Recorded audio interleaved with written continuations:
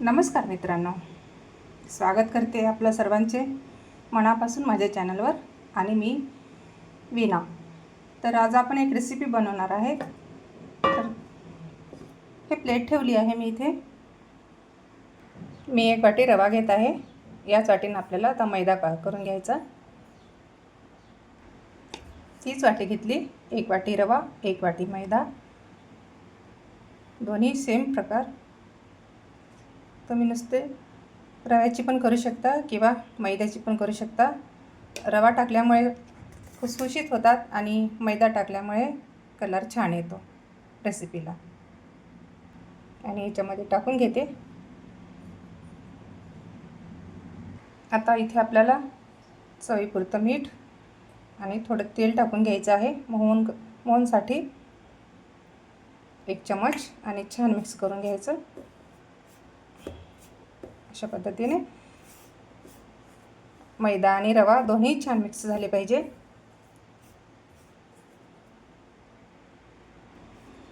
तुम्ही तेलाच्या ऐवजी तूप पण वापरू शकता, गावठी तूप. आता याला छान मिक्स करून भिजवून घेऊया.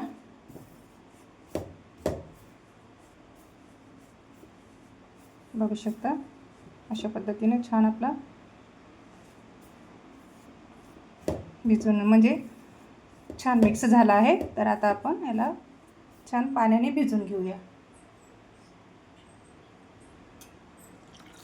थोडं थोडं पाणी टाकून आपण याला छान भिजून घेऊया. आता छान मैदा आणि रवा छान भिजून घेतला. झाकण ठेवते. आता आपल्याला दुसरी तयारी करायची आहे. चला आता गॅसकडे वळूया. तर मी इथे सारणासाठी चारोळी घेतली थोडी, आणि खोबरं आहे, खोबरं किसून घेतलं आहे किसणीने, आणि विलायची, ड्राय कोकोनट पावडर आणि पिठी साखर. खोबरं आहे थोडं आपल्याला भाजून घेऊ. थोडं खोबरा किस आहे, थोडं गरम करून घेते.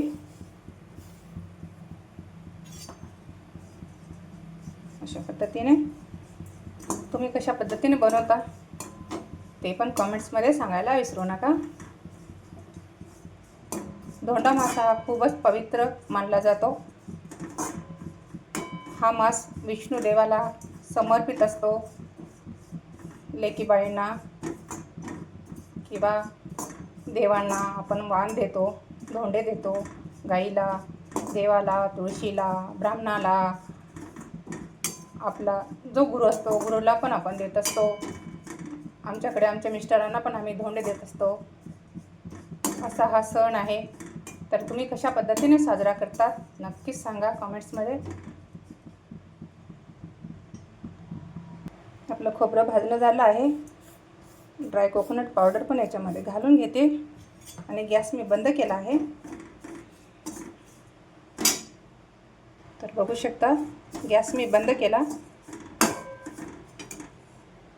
तर या खोबऱ्यामध्येच आपल्याला चारोळी आणि पिठी साखर टाकून घ्यायची. तुम्हाला जर जास्त प्रमाणात करायचं असलं तर सगळ्या गोष्टीचं आहे ना प्रमाण थोडं जास्तच करायचं. छान मिक्स करते सारणासाठी. तर अशा पद्धतीने मी सारण तयार केलं आहे. तुम्हाला याच्यामध्ये काही ड्रायफ्रूट्स पाहिजे असेल तर तुम्ही ह्याच्यामध्ये टाकू शकता. माझ्या सासूबाई अशाच पद्धतीने करायच्या. तीच पद्धत आत्ता पण चालू आहे आमच्याकडे. तर आपला मैदा आणि रवा बघू शकता छान भिजला आहे. जवळपास 10 मिनिट झाले. आता याला छान तेल लावून आहे ना मी मळून घेते. छान मळून घ्यायचं. अशा पद्धतीने. जावायला वाण का देतात ते पण सांगते. जावाई हा नारायणासारखा आपण मानतो, आणि आपल्या जी लेक असते तिला आपण लक्ष्मी म्हणतो. नारायण लक्ष्मीला आपण धोंडे दिलं तर आपल्याला खूप काही पुण्य मिळते. म्हणून त्या स्वरूपात आपण जावयाला आणि लेकीला मानत असतो. म्हणूनच आपण जावया लेकीला आपण धोंडे देत असतो. वर्षातून 2 वर्षातून एकदा येते, म्हणजे 3 वर्ष 1 वर्ष ॲड करून 1 वर्षात येते धोंडा. तर बघू शकता छान असा गोळा करायचा. आता याच्या लाटा काढून घेऊ आपण. तुम्हाला जसे पाहिजे मोठ्या किंवा छोट्या अशा पद्धतीने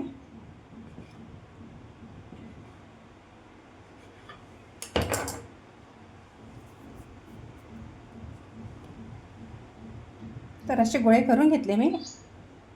आता आपल्याला लाटून घ्यायचं आहे. थोडं तेल लावून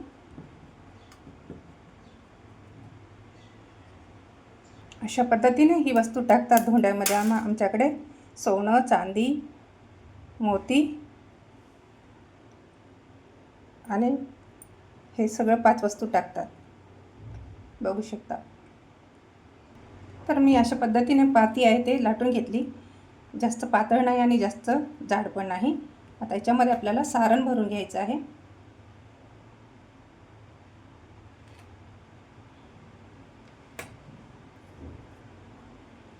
अशा पद्धतीने छान जवळ करून दुसरी पाती लावायची याला.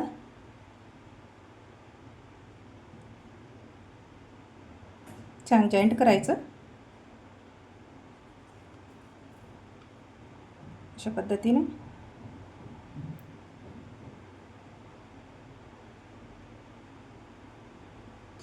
आता आपल्याला मुरड भरायची आहे. अशा पद्धतीने छान तुम्हाला जशी जमेल तशी. आमच्याकडे धोंडा छोटाच असतो. बघू शकता. अशाच पद्धतीने आता मी पूर्ण धोंडे करून घेते. सगळंच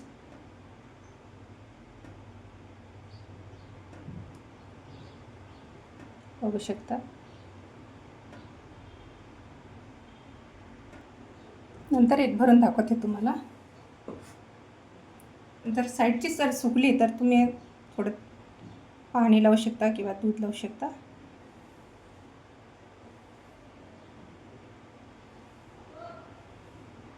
अशा पद्धतीने छान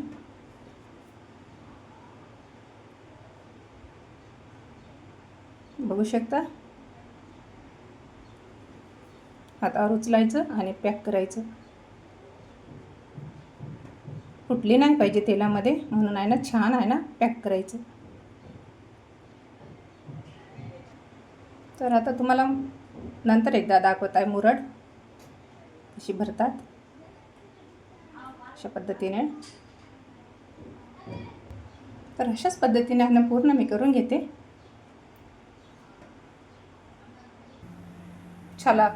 छान आपलं सगळं झाले आहे धोंडे भरणं.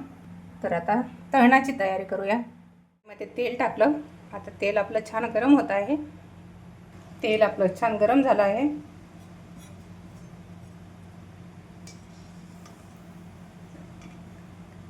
तर आता एक एक काढून घेते.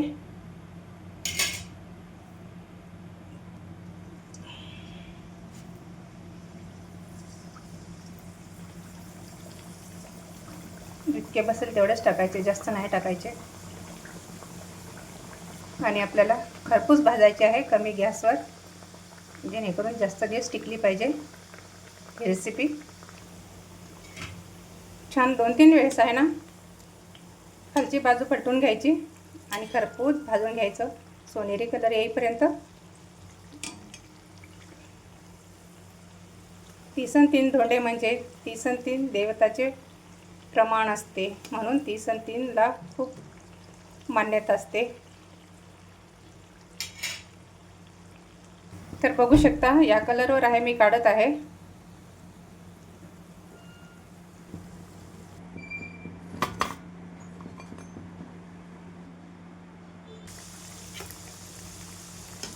दोन्ही बाजूनी छान भाजून घ्यायचं. दुसरी बॅच आहे माझी. किती छान बघा टम फुगलेले आहे.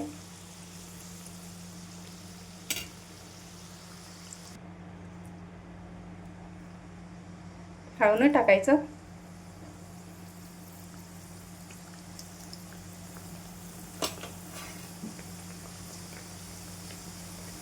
बघू शकता मित्रांनो, आत्ताच लगेच आहे ना, फिरवायचं नाही याला, थोडं 5 मिनिट झाल्यानंतर फिरवायचं, लगेच नाही फिरवायचं. तर बघा मित्रांनो, आपले धोंडे असे तयार झाले आहे पूर्ण.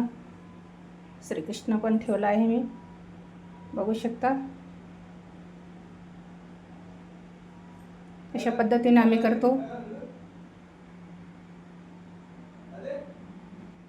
तर बघू शकता,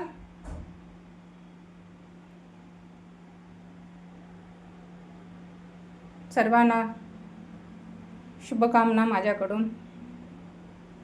खुसखुशीत धोंडे आपले.